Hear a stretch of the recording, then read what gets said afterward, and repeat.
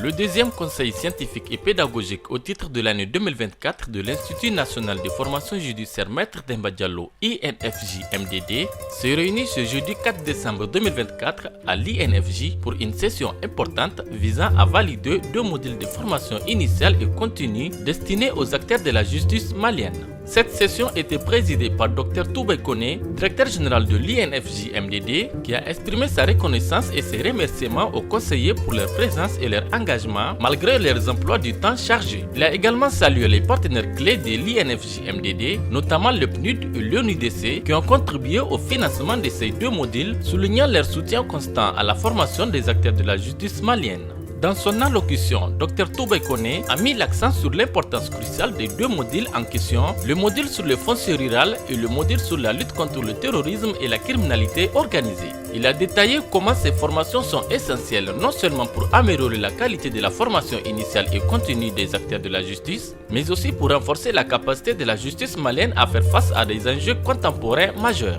Le module sur le foncier rural est particulièrement pertinent dans un contexte où le conflit lié à la terre devient de plus en plus fréquent, tandis que celui sur la lutte contre le terrorisme et la criminalité organisée vise à renforcer la résilience du système judiciaire face à des menaces sécuritaires complexes. Après plusieurs heures de débats et de discussions animées, les conseillers présents ont validé les deux modules proposés à l'unanimité. Ces validations marquent une avancée significative de la modernisation du système judiciaire malien et son adaptation aux défis actuels. L'engagement et la détermination des participants durant cette session ont été notables et ont permis d'affirmer la volonté collective de répondre efficacement aux problématiques juridiques, sécuritaires et sociales qui affectent le pays. La validation des modules ouvre ainsi la voie à une mise en œuvre concrète qui, espère-t-on, contribuera à une meilleure formation des professionnels de la justice malienne tout en consolidant les bases de l'état de droit.